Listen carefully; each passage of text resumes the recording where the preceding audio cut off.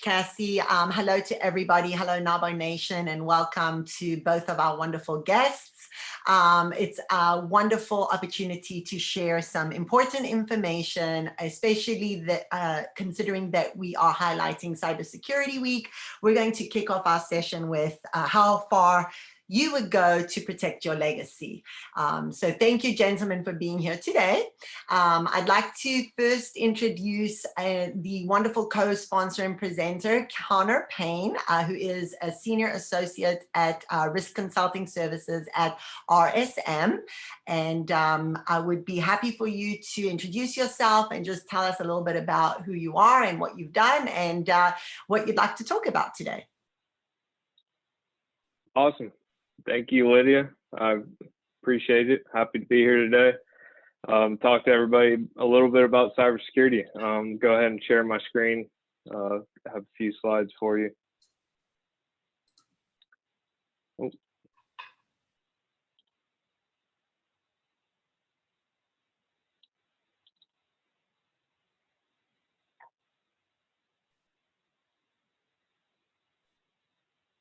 this the right screen? That's correct. Awesome. Thanks, everybody, again. So I'm Connor Payne, Senior Associate with RSM. We're a nationwide accounting firm. We have a special cybersecurity team, formerly known as Security, Privacy, and Risk Services. We do a variety of things, anything from digital forensics, incident response, all the way to now we do remote workforce assessments because obviously everyone's moving to a remote workforce, as you can see us at home with our webcams on. So that's a new addition we have. So we have a lot of different people, a lot of different backgrounds, a lot of different specialties. So yeah, it's a great place to work. We have a lot of different skill sets. I'm based out of Raleigh, North Carolina. But I did just recently move from Jacksonville, Florida. So hopefully I'm still accepted within this Florida team, this Florida group. So yeah, so I'm still very plugged in with the Florida team within RSM, especially the North Florida team. So yeah, and I'll go ahead and get started. That's me. So the cyber landscape. I wanted to talk to you about who makes up the cyber landscape, the criminals, the attackers. I want to tell you about what kind of data they're after. And then I want to tell you about how they get the data. And then obviously how you can stop them or try and stop them from getting your data. So first we have nation states. This is one of the first threat actors. This is kind of what you would think about from a political standpoint. You know, these are countries attacking other countries for military, political gains, economic gains, things like that, political influences. And these are obviously very complex. This is kind of stuff you see on the news. But yeah. Then next we have cyber criminals. These can tend to be groups of people. They're after financial gain. They want to steal your data. They want to resell it. They want to lock your data down. They want you to pay them to get your data back, to be able to use your data. They're pretty much solely after money. And they can be groups of people, so they can be powerful. It could be just one person. But yeah. So hacktivists. The best way to think about these types of people are disruptors. They want to cause problems. They want to cause chaos. They want to deface your website. They want to ruin your reputation. If you're a prominent organization from a public eye standpoint, they want to ruin your brand name. So yeah, so think of it just like disruption. They're not after finances, sometimes political, but they're really just trying to disrupt. They want to take down Amazon. They want to take down Google for a day and cause a bunch of chaos. Then we have lone wolves. So these are the type of people that you would see as like, this person took down, the Pentagon, and they wrote a book about it. And now they're a famous hacker. These are the people that are on the top 10, FBI most wanted lists for hacking, or people like that. These are professional hackers that, typically work on their own, sometimes for financial gain, sometimes for recognition, but they have a name behind them. You know who they are. You have insider threat. And so these are the ones that can be very troublesome. They can be very impactful. This is the disgruntled employee.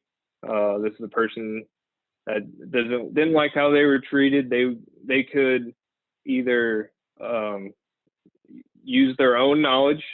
They could team up with someone like a cyber criminal, a hacktivist. They could, team up with them and stick a USB drive in, one of your servers or something like that. That's an insider threat. Very tough to stop. Obviously, they have all the access they already need. So sometimes they already have the keys of the kingdom. So this is a big one we like to look out for. And then lastly, we have researchers. So researchers are, they could be workers, working for Google, the big tech firms. They're looking for vulnerabilities before the hackers and the criminals find them. They're called white hat hackers. They're looking to do good. They're looking to find the problems before they are exploited. So yeah. So this is my favorite slide. So what are these threat actors after? What kind of data are they looking for? And I like to show the top left, social security numbers. So typically you think, social security numbers are sensitive, which they are, but they happen to only sell for about $1 on the dark web. And that's just because there's so many out there. They're typically already exposed. And then on top of that, they aren't entirely that useful if you just have a social security number and nothing else. So only $1. And then obviously in the top right, you have your credit cards, debit cards. If they're going for $15 per information, that's, if you're able to get a lot of credit cards, when your credit card gets stolen off the website, that could turn into a decent payday for a criminal. And then the bottom row that I haven't highlighted yet is kind of more interesting and stuff you wouldn't think about. And some of the things we've seen in more recent years. Diplomas, $100 to $400, passports, over $1,000. And then subscription services in 2020. So one person might have, 100 subscription services. That's a big payday if they have their Netflix account stolen, the credentials stolen on their Netflix account. They might have, the other 99 subscription services that have the same credentials. So it could be a big payday. And then medical records. Obviously, we've seen in the last decade or so, medical field has had a lot of problems within the cybersecurity space. And a lot of criminals are targeting medical records. So that just kind of gives you a picture of what they're after, what it's worth, and what they're selling for. So the dark web. I like to show this graphic on the right. It kind of gives it a good reputation of what the web's made up of. So the top of the web, top 5%, this is your typical Amazon.com, your Facebook, where you're doing your normal surfing, your day-to-day that everyone can get to, everybody sees, it's common. So that makes up a very small portion of the web. And then you have the deep web. So it's 90%. So this is a lot of information that's just kind of out there that nobody uses. You're able to get to it if you know what you're looking for. This is old white papers, research papers, databases, stuff like that. And then the bottom portion of the iceberg, the very bottom, the dark web. So it's not very big, but it's down there. But what's interesting about it is, because it's theoretically behind the deep web, is that you have to have special software or a special browser to be able to get there. You're not going to be able to get there on your normal machine at home, your normal laptop. You're not going to be able to get there on your iPad. This is where the marketplaces are. This is where they're selling the data that they stole. This is where the social media and chat rooms are. This is where the bad stuff happens that you see on the news. That happens in the dark web, the bottom 5%. Again, the only way to get there is through specialized software. So yeah, just kind of give you a background of where that dark web is, where that data is being transacted. So how they get this data from you. So successful attacks, the most successful attack we see is phishing. I know everyone's probably heard this plenty of times. Phishing. It's the big human element, human error.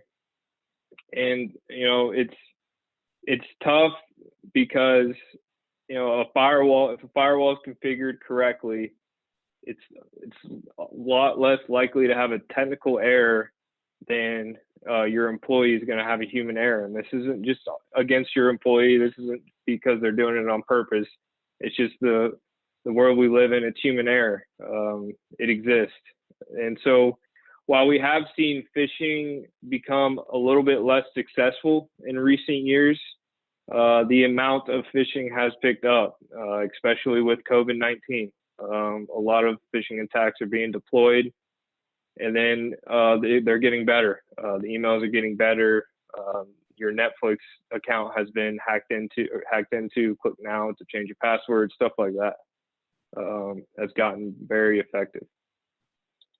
And then we have technology. This is kind of the second piece of it after the human error. It's stayed pretty consistent over the last decade.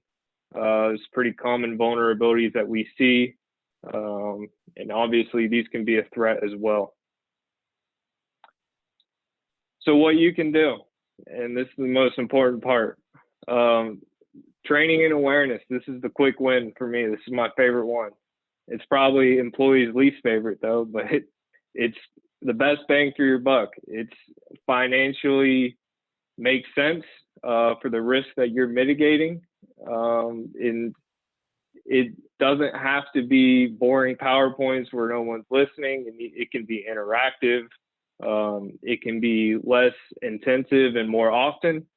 And what we like to see is social engineering awareness, again, phishing awareness, phishing testing, physical security, and then obviously password requirements. We don't want to see the 1, 2, 3, 4 password. And we also don't want to see fall of 2020. We see a lot recently that employees will, a lot of organizations will have 90-day password policies, which I'm sure most of you have. You have to change your password every 90 days. We don't want to see fall of 2020, then you change your password again to winter 2020, and then you change it to spring 2021. So that's just kind of some examples of training and awareness of what you can implement in your organization. Then next, incident response. This is another bang for your buck. It doesn't have to be extremely intensive, but having a plan in place is crucial. The most important part of an incident is obviously what you do right after it happens. How much data you lose, how much can you contain the incident, how much damage it does to the organization is directly reflective of the incident response plan. We like to see this tested and reviewed annually, because if you have a plan that nobody has ever seen before, they're not going to know how to use it. So it's extremely important to test it. And next, vulnerability and patch management. Patch management is another term for updating your system. We see this a lot more often than you would like. I've gone into companies, very big companies, that don't patch any systems at all. They don't update their security on their typical laptops that I'm sure everyone here gets updates every certain days telling you to restart your system. Yes, those can be annoying, but they're extremely important because those vulnerabilities are out there. They're known. So the criminals are also know of these vulnerabilities, and it makes it easy for them to exploit. And then lastly, threat intelligence. And I know it sounds kind of complicated, but it's really not. Threat intelligence can be as simple as a service it's a service that can basically scan the dark web, the bottom of the iceberg that I was showing you, and it basically will look for credentials or information on your organization that could be in harmful places, or it could be harmful credentials or any type of that information. For example, if your LinkedIn account gets hacked and you were using the same credentials you used at work, those work credentials are now on the dark web for sale, and that leaves your organization vulnerable. So that's just an example I like to do for threat intelligence. So yeah, so those are 4 quick, easy ways, I think, in my opinion, financially responsible as well as able to mitigate a lot of risk. So quick wins. So yeah. So that's all I've got today. I appreciate it. If anyone has any questions on that, I know I went through it pretty quick, so I can go back and dive a little deeper into any of those categories if needed. But yeah, thanks for having me today. So thank you very much for this information, Connor. It's especially important as we know many of us are working from home now, and some of the information that you shared, I think can be quite valuable as a resource and just an opportunity for some kind of education as we have to transition to this new reality. So thank you for your time today, and welcome once again. Just really quickly transitioning now to our presenting sponsor, Aluvonic. I want to just give a quick shout out to Wendy Romeo. I know she was unfortunately unable to be with us today, but we're very grateful for the opportunity to have had her with us.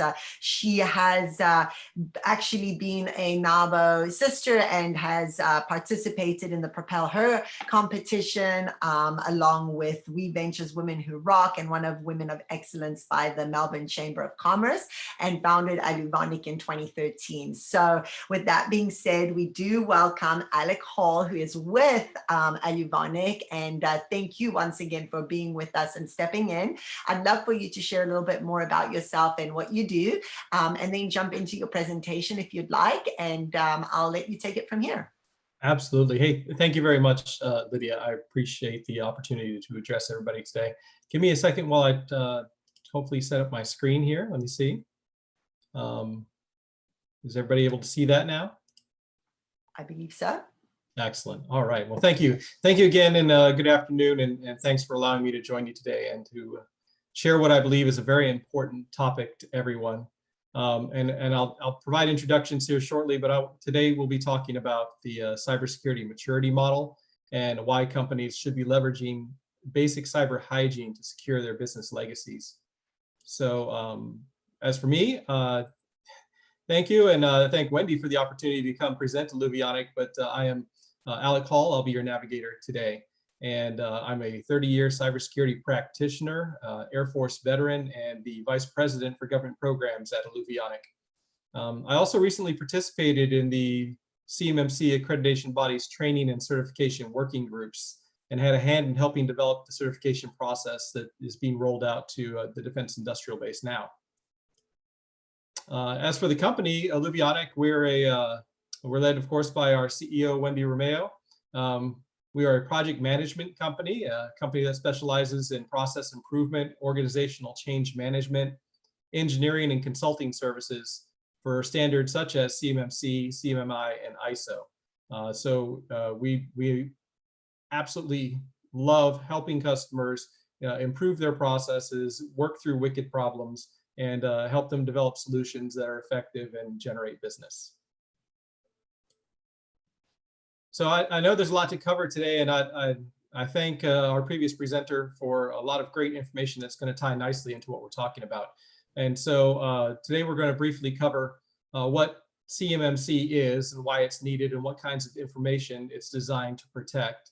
We'll discuss the elements of basic cyber hygiene, how to develop cybersecurity maturity, and then cover some updates on CMMC rollout. And so we'll jump right into it. So first, let me start our conversation today in terms relative to the organizations that are already participating in defense contracting. By some estimates, more than 70% of the DoD data resides on the networks of contractors. And several high-profile losses to defense data have convinced the department that now is the time to implement the Cybersecurity Maturity Model certification. The defense leader on CMMC is Ms. Katie Arrington. She's the Chief Information Security Officer for Acquisition. And she's fond of saying that this is the first time since World War II that we've had to truly transform manufacturing to meet an enemy's threat. And the Defense Department has been pretty clear on why they think this is the right time to establish a cyber compliance standard. So first, the dangers in cyberspace are substantial and intolerable. And generally, the defense industrial base shares an unhealthy cyber ecosystem as a vulnerability to one company is a risk to all. By reshaping the cyber ecosystem towards greater security, it drives down cyber vulnerabilities at a national scale, lowering the likelihood of successful attacks. So ultimately, CMMC endeavors to change behaviors, encouraging more secure practices by users and organizations. With standards bodies like NIST, while they've developed numerous best practices for organizations' behaviors, commitment to these standards has been largely voluntary. By incentivizing better practices through government contracts, including those that would shape or offset the actions of individual employees, means both crafting financial incentives for better behavior and holding bad behavior to account. Therefore, every company within the DoD supply chain, not just the prime contractors, will be required to get certified in order to continue doing business with the Department of Defense. With the projected late 2020 implementation on the horizon, businesses have a brief window of opportunity to establish compliance, become certified, and maintain their competitive advantage. But even if you're not a defense industrial-based contractor subject to CMMC directly, there's a downside to ignoring your cybersecurity. 2/3 of cyber attacks go after small and medium companies since they're usually perceived as easier targets. The average cost of a data breach for a small to medium-sized business is $149,000 as of 2017. When you add in large institutions, that number balloons to $7.9 million per incident. 77% of companies don't have a functional and tested incident recovery plan, and 43% of businesses say they have no confidence in their cyber resilience. So here's the reality. According to DoD's Katie Arrington, adversary activity in cyberspace costs the US $600 billion annually. The cost of a breach can include damages, data retrieval, system upgrades, lost business, damaged public relations, potential lawsuits, and lost customer trust. And damages from cyber attacks and cyber theft may spill over from the initial target to economically linked firms, further magnifying the damage to the economy. So several companies have long thought, though, I don't have any important data. But at a minimum, companies have employee PII or proprietary data. Or they believe a hacker wouldn't target me. And while the risk from a hacker may be low, it's not zero, especially if you're doing business with the government. Natural disasters, disgruntled employees, human error, all things mentioned previously, can also affect any company. And yet at the same time, government contracts remain a leading driver in the national economy and are the lifeblood for thousands of small and medium-sized businesses, where overall federal spending has grown at a rate of 7.6% annually from fiscal years 2015 through 2019. And Pentagon spending on federal contracts soared in fiscal 2019, accounting for about $381 billion of the total $586 billion in contracting spend from all federal agencies. So with CMMC primed to be a national driver for industrial cybersecurity, it's important that we talk about what it is just briefly. Let's start out by understanding a few of the terms. First is FCI, or Federal Contract Information. This is information that's not intended for public release and that's provided by or generated for the government under a contract. Whereas Controlled Unclassified Information, or CUI, is a government-created or owned information set that requires safeguarding or dissemination controls consistent with applicable laws, regulations, and government-wide policies. However, CUI is not classified information and is not corporate intellectual property unless that IP has been created for requirements related to government contracts. Because there are fewer controls over CUI as compared to classified information, CUI is often the path of least resistance for adversaries. And CUI comes in several forms, so you need to be familiar with what's at stake. The DoD has identified the loss of aggregated CUI as one of the most significant active risks to national security. Therefore, CMMC was created to specifically assess the contractor's ability to protect these kinds of information. The CMMC framework brings together a number of previously discrete compliance processes into one unified requirement. These include the NIST Special Publication 800-171, NIST Special Publication 853, standards like ISO 27001 and ISO 27032, as well as CIS controls. The biggest change brought about by CMMC for DoD contractors will be the necessity to subject themselves to external security audits. Up until now, defense contractors have been responsible for monitoring and certifying their own information systems. Under CMMC, though, contractors will remain responsible for implementing cybersecurity requirements, but their systems will be audited by third-party assessments. CMMC certification requirements will begin to appear in the RFIs and RFPs for government contracts early next year, though it will be a couple years before the full framework is enforced. The key takeaway, though, is that CMMC certification will be written right into your federal contracts and used as a go, no-go decision for contract awards. Here we see how the CMMC framework organizes processes and cybersecurity best practices into a set of maturity levels. The CMMC framework relies on a maturity model in which contractors will be assessed against up to 5 levels of cybersecurity preparedness. Each level is built upon the last, so that compliance with level 1, for instance, is a necessity to achieve level 2. And keep in mind that CMMC assessment measures your cybersecurity maturity, not just your compliance. Maturity characterizes the extent to which an activity is ingrained into the operations of an organization. The more deeply ingrained an activity is, the more likely it is that the organization will continue to perform that activity, including under times of stress, and that the outcomes will be consistent, repeatable, and of high quality. Whether you'll be pursuing a CMMC certification for defense contracts or not, I think the CMMC model is a perfect framework for our conversation today. The US government is in a powerful position to help develop and generate more sustainable requirements for cybersecurity best practices, as requirements placed on government contractors can become the de facto industry standard. Requiring vendors to adhere to standards when doing business with the federal government will compel them to produce products and services that meet those standards, potentially making those secure offerings available to the broader public. In today's cyber-based business environment, cybersecurity of a publicly traded company is a critical component of its financial condition. In short, cyber risk is a business risk. And a company's ability to rapidly detect, investigate, remediate network intrusions is a useful indicator of the maturity of its security operations, in its ability to both defend against cyber attacks and to mitigate the types of risks that could harm its business operations and financial conditions. So let's take a look at the CMMC Level 1, or the basic cyber hygiene requirements. The first step in establishing your basic cybersecurity program is to make sure your data can only be accessed by the people intended to have it.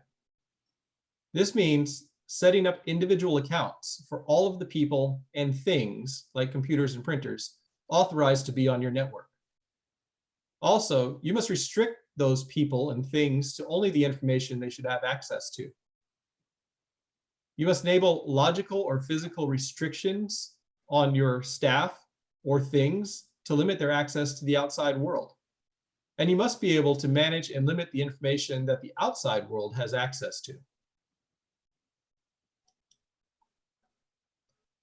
The next step then is to challenge the people and things on your network to make sure they are who they say they are. In this case, I'll ask that you imagine a security guard at the entrance saying, "Halt, who goes there?" This involves challenging the people trying to access your network with something that only they should know, like a password, or asking them for something only they should have, like an identification card or a one-time access code. Your systems must be able to positively identify each user or device before granting them access to the network. Additionally, you must be able to trace and attribute the unique actions of individuals accessing your information. Controls must be in place to know who clicks on what and when. And while steps 1 and 2 focused on locking your data inside the system, step 3 is to secure your data where it lives in the real world. This means keeping people out of your server rooms and away from your computers. You must know when an outsider comes into your secure areas and make sure that they're properly escorted. This also means locking up your doors, drawers, and cabinets when they can't be monitored. And it also means knowing who has keys and access codes or entry devices to your kingdom. Security cameras and alarm systems are also advised when you can't be everywhere at once. Additionally, there must be an audit trail of who's interacting with your infrastructure. For visitors, this means signing in on a visitor register. For staff, this means annotating the use of privileged accounts or physically accessing critical components. You need the ability to know who was present at the time in case there's a security breach. And finally, don't neglect the non-electronic forms of data. Paper documents and read-only media like CDs or DVDs must be destroyed when no longer needed. Rewritable media like hard drives and thumb drives must also be destroyed, or they can be sanitized or removed to remove any latent data before being released for reuse. Step 4 becomes a little more technical. It requires that your network be configured to keep good information in and bad information out. Imagine this as a door that keeps everyone out except the select few that have keys to come in. In cybersecurity, this is known as a firewall. Setting up a firewall or a segmented network may require a combination of hardware, software, or subscription services. If you have an organic IT staff, they can do this by building logical walls around the areas where your information occupies. And if you're using contracted security services, it's incumbent upon you to make sure that a managed firewall is part of your service level agreement and that your provider actively participates in the defense of your network boundary. Small businesses need to have the security talk with their internet and managed service providers early and often. For organizations that are seeking certification with CMMC, your internet service provider will be an integral part of your CMMC assessment unless they already have a CMMC certification of their own. Let them know that third-party assessors will be talking to them and make sure they're supportive of your certification efforts. The final step in basic cyber hygiene, step 5, is completely straightforward and mentioned earlier. If there's a patch or update available for your software, patch it. Use antivirus software on all of your computers and servers. Update your antivirus signature files at least weekly. Routinely scan your computers for viruses and malware. And always scan files that you receive via email, download from the internet, or read from an external device like a thumb drive before you open them or put them on your computer or network. Now, knowing the 5 steps to basic cyber hygiene is good, but as we like to say at Alluvionic, a goal without a plan is just a wish. So you need to take action, as cybersecurity never happens by accident. Generally, a cyber maturity project will follow 6 phases, which are to start with a current state assessment, know what you have going on. Then plan for remediation of any gaps you may have found in step 1 and how to comply with the requirements. Once you have that plan, close your gaps using disciplined or deliberate planning. Then carry on your work by building a continuous compliance mindset. Then you should be ready to conduct this cybersecurity assessment and receive and maintain your certification if you're seeking CMMC certification. Each phase additionally feeds an understanding of how healthy your corporate culture is in relation to properly sustained cybersecurity maturity. Remember, maturity develops as a process, not an event. And it's not an IT issue alone. Your quality team, HR, finance, and operations may all have a role to play in building the right momentum to ensure new cyber controls take root. By following this process here and approaching your cyber maturity as a project allows leaders and management teams to focus their activities on what will drive maturity and achieve organizational results.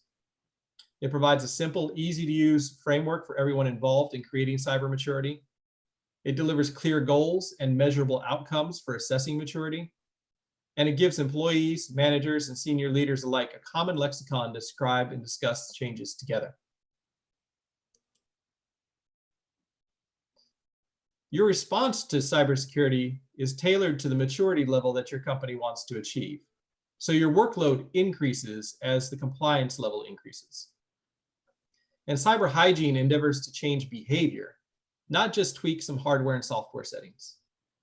The challenge of achieving effective security and defense in cyberspace depends on people as much as it does technology or policy.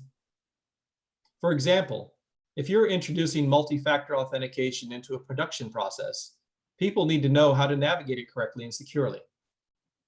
If you're using new software, employees who will be using it need to know how to use it and proceed. Getting through this step could be as simple as showing your workforce how you want them to work from now on, or where they fit into the process flow. However, people might need training as well. The best thing you can do to improve your cyber posture and security culture, as mentioned by the previous presenter, is to invest in your people. In addition to the annual training requirements, organizations need to invest in role-based training, randomized social engineering training, and process and procedural training. If you're only focused on the hardware and software things and create an IT security program just to meet compliance, you may risk the loss of your certifications or even regulatory and legal fines for negligence and lack of due diligence. Again, effective cybersecurity is not a check-the-box drill that companies can quickly implement or, more importantly, maintain. It requires continual improvement across existing policies and procedures. Reinforcing your security gains also means establishing a culture of security, a culture that includes engagement from the full range of organizational stakeholders, from customers and business partners to employees and board members, so that it builds confidence that the organization has their best interests in mind when it comes to cybersecurity. Moreover, business partners are becoming increasingly interested in how organizations are using their data and how it's being protected. For the internal staff, creating a security-minded culture means making cybersecurity relatable, with policies drafted in plain language and offering scenarios that are applicable to the staff. To competitively posture organizations for future changes, corporate leaders must be in the driver's seat on cybersecurity controls. The maturity project must include active governance, structured around business and cyber strategy. Executive management is responsible for developing the overall cyber strategy of the organization, to include ensuring it's funded and resourced to address business goals and objectives. You'll never succeed at randomly implementing cyber controls that are not backed by active governance. To do so would result in an ineffective and insecure cybersecurity program. Additionally, the maturity project includes active risk management. Many small and mid-sized businesses don't know which risks pose the greatest threats to their enterprise. To know what's at risk for you, you must clearly define a risk management framework and identify the impact that each risk could generate. And finally, creating the ability to adopt cybersecurity may require that you empower your teams to present and address their most pressing needs. For example, identifying manpower requirements, developing repeatable processes for IT governance, identifying program maintenance, considering potentially new solutions to existing processes, and identifying internal and external requirements, audit requirements. If you've followed the 5 steps in preparation for a CMMC certification, then you're on pace for doing business with the DoD in 2021 and beyond. While the DoD created CMMC, it's actually the CMMC accreditation body that's the nonprofit organization chartered to build and maintain the third-party certification ecosystem to support it. The DoD has acknowledged that up until now, self-certification has been ineffective in compelling companies to implement sufficient cybersecurity measures, making CMMC crucial. The goal remains to have CMMC requirements in the government's request for proposal starting early next year. That's a delay from the original timeline, but regardless, the DoD is still on track to roll out updates to the Defense Federal Acquisition Regulations later this year, despite the recent COVID pandemic. And as you see in this timeline, the CMMC accreditation body is working right now to get the assessment process in place quickly enough to meet the surge of companies and contractors looking to get certified. Also, the recent COVID-19 pandemic has had an impact not just on the development of the certification process, but has also negatively affected the readiness of companies seeking to get certified. For example, companies may have found that their security controls are no longer sufficient given the surge of remote workers. And there have already been reports of an increase in activity from bad actors trying to exploit those teleworkers. The sooner organizations seeking certification start their preparations, the better chance they have at passing the audit the first time and working towards winning government contracts. Now, because CMMC is still evolving, I wanted to share with you some of the latest headlines to come out of the DoD and the CMMC accreditation body. First, the rollout of CMMC is not stopping. It will be deliberate and incremental. The first few certifications will be conducted with a small group of hand-selected contractors. The assessments will be iterated and reviewed to ensure that the certification process is stable and repeatable. When third-party assessments do become available, bottlenecks, of course, may appear as companies push to get certified as quickly as possible. This will undoubtedly be challenging for auditors to meet this rush of demand as quickly as companies may expect. Because of this, an organization looking to become certified should be absolutely sure it's ready to pass the assessment the first time around. Otherwise, due to the magnitude of the certifications that the assessors will be handling, they may face serious delays the second time through. And it's still unknown which DoD contracts will require CMMC certification in fiscal year 2021. Companies have to assume that any contract that's new or up for recompete in the next 2 years is a candidate for CMMC. Therefore, it's essential that any company even considering making a bid for a DoD contract prepare now for those CMMC requirements. As an evolving program, there's still a lot that's left to be defined. Here's what we do know. The CMMC accreditation body will provide the standards to certify trainers, who in turn will train the assessors. The accreditation body will then certify the assessors and provide an online marketplace where organizations can find available and qualified certified third-party assessors.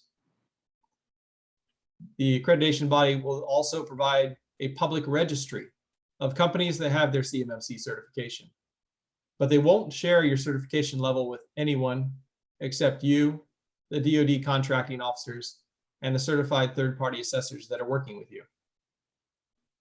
And lastly, the first cohort of provisional assessors just completed training, so that we've moved down the path now, and assessors are out on the streets and starting to conduct provisional assessments on pre-identified companies. What we still don't know, though, is as this ecosystem is developing, the accreditation body has not yet released the thresholds for validating compliance. They're actively refining what they call the CMMC body of knowledge, or CMMC BOK, right now. In turn, training for the next cohort of assessors depends on the CMMC BOK, which has not been released yet. Also, since the accreditation of certified third-party assessors depends on accredited training, you should be wary of experts who claim they can certify your compliance today. they cannot. So while right now is the perfect time to work with a cybersecurity consultant firm like Alluvionic that can perform a readiness assessment and assist with remediation, there are no third-party entities who are yet capable of providing CMMC certification that will be accepted by the DoD. Additionally, don't abandon your focus on DFARS and NIST 800-171 compliance if it's part of your current defense contracts. That part is still the law, and non-compliance with those requirements can put your contracts at risk.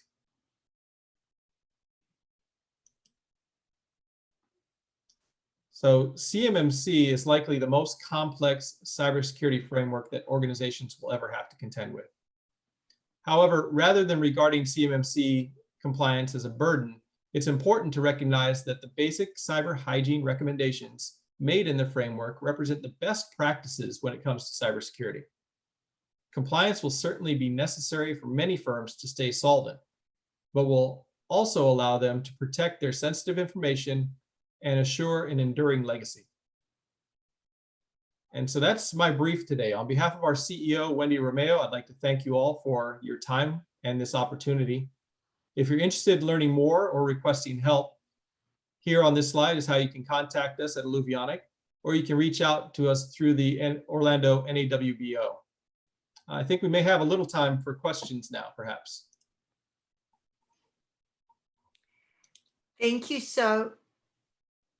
Thank you very much. That was extremely informative. I know there were a lot of abbreviations that thankfully, since this has been recorded, we can all go back and take a look at and really better understand this important information. But thank you very much, Alec, for this really great presentation. To you, Connor, as well. I don't see any questions right now from any of on our chat box or on our panel, but I do want to give the both of you an opportunity to just end this discussion with perhaps one tip that you think might be of benefit to a small business that is just now learning about what it means to become CMMC certified, or potentially is looking to understand what they need to do in order to have a better, more fulfilled cybersecurity plan in place. What is one tip that perhaps either of you could give a small business to think about doing immediately in terms of ensuring that they are managing the thought of being cybersecurity safe? Absolutely. I would, very first thing any organization needs to do is understand where they're at, their current environment. For a consulting service like Alluvionic, we provide a readiness review compared to the CMMC requirements. But honestly, even if you're not a defense industrial based contractor and you're just looking to do, perform cybersecurity in your space, you have to first know what you have available to you. Are you already meeting some requirements? Are you meeting them in alternate ways? And what are your blind spots? Sometimes organizations can very effectively do that analysis internally, especially compared to the basic cybersecurity hygiene controls.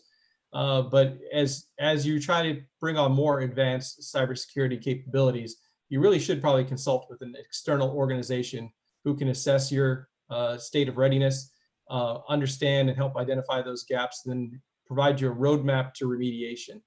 Else, I think at that first step, you're probably just spinning your wheels, not even aware of the things you need to fix. Thank you very much. And of course, I'd like to share the floor with Connor as well. If there's anything that you feel you'd like to add to that, it would be a great way to end, especially as we're speaking to many small business owners that may or may not know the specifics with regards to cybersecurity and are interested in finding out a little bit more about what they need to do in order to become as informed as possible. So with that being said, Connor, if there's one thing that you would like to share that a small business owner could possibly do now immediately in order to move the needle forward and be more cyber secure. Yep. Alec was exactly right in everything he said, but on top of that, I would add creating a roadmap, especially if your business is growing and growing quickly. Where do you want to be in 5 years? And how do you want to tailor your security to what your business is going to look like in 5 years, not just now. If your business is going to be 10 times bigger in 5 years, obviously your security footprint is going to be completely different. So what you want to do today and what you consult with externally needs to be catered to what you're going to look like in 5 years. That way you're not wasting your time, wasting your efforts, or wasting your finances.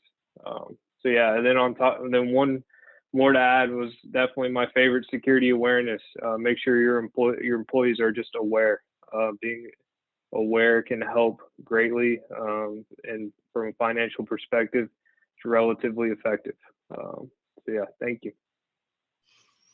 Well, thank you very much. Yeah, no, that's really great, because it's nice to have all this information and then just to really leave our audience with something that they feel that they can actually do, especially at this time with the information that you've provided is wonderful. So on that note, we're almost at 2. I do want to take a minute and once again, on behalf of NAWBO Orlando, thank the both of you. Alec Hall from Alivionic, thank you so much as a presenting sponsor for stepping in and sharing this information. Of course, Connor Payne from RSM. It's wonderful. I know that a lot of us have heard of the deep and dark web, but may not have necessarily known. And the way that you presented it was fantastic. I love the graphic. It really created a much more concise idea in our mind, at least in mine, in terms of what that all means. So a big thanks to the both of you for taking time out of your day to share with us. I know many of us small business owners will have gained great value from this today. So on behalf of NAWBO Orlando, I do want to once again say thank you very much for the information you shared with us. Thanks. Thank you. Have a great day, everybody.